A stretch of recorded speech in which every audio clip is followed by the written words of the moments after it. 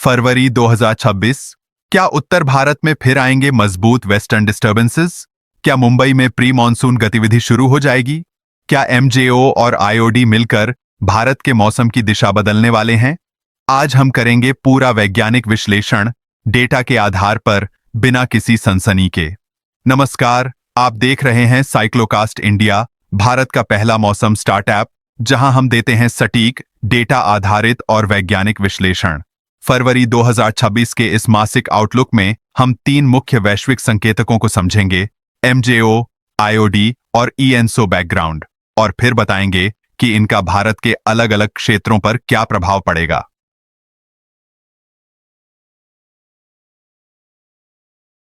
अब आइए देखते हैं भारत में कौन कौन से सिस्टम एक्टिव हैं और क्लाइमेट ड्राइवर्स की स्थिति क्या है।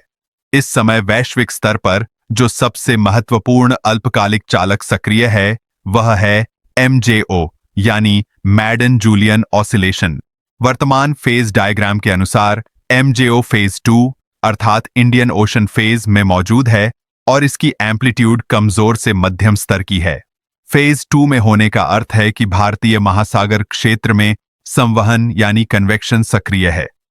इससे अरब सागर और बंगाल की खाड़ी में नमी की उपलब्धता बढ़ती है, जो भारत के कुछ हिस्सों में बादल और वर्षा गतिविधियों को समर्थन दे सकती है। हालांकि इसकी तीव्रता बहुत अधिक नहीं है, इसलिए यह किसी अत्यधिक मजबूत उष्णकटिबंधीय प्रणाली का संकेत नहीं दे रहा, बल्कि यह एक संतुलित और नियंत्रित संवहनीय वातावरण बना रहा है। यदि आने वाले दिनों में एमजेओ फेज 2 से फेज 3 की ओर बढ़ता है, तो पूर्वोत्तर भारत और पूर्वी राज्यों में वर्षा गतिविधि में वृद्धि देखने को मिल सकती है, विशेषकर तब जब यह वेस्टर्न डिस्टर्बेंस के साथ इंटरैक्ट करे।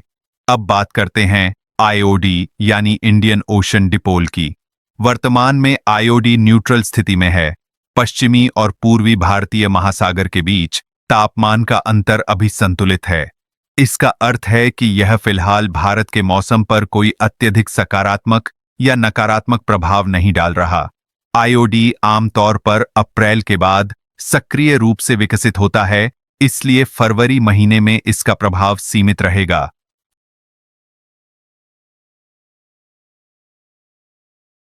फरवरी 2026 में उत्तर भारत में 2 से 3 सक्रिय वेस्टर्न डिस्टर्बेंसेस देखने को मिल सकते हैं, जिनके कारण जम्मू कश्मीर, हिमाचल प्रदेश और उत्तराखंड में मध्यम से भारी बर्फबारी संभव है, जबकि पंजाब, हरियाणा, दिल्ली और पश्चिमी उत्तर प्रदेश में हल्की से मध्यम वर्षा के दौर देखने को मिल सकते हैं।